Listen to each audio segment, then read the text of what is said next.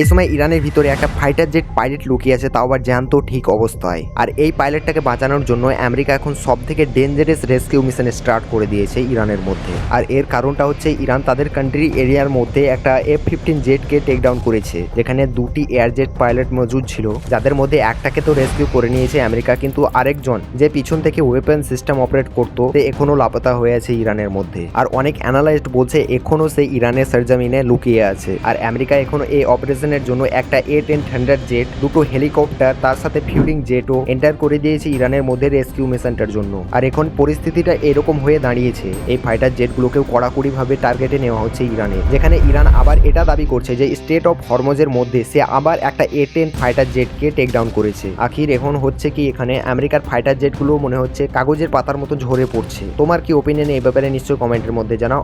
আর চ্যানেলটাকে ফলো করতে নিশ্চয়ই ভুলবে না, কারণ রিসেন্ট যত নিউজ থাকবে আমি এই চ্যানেলের মধ্যে আপডেট করতে থাকবো।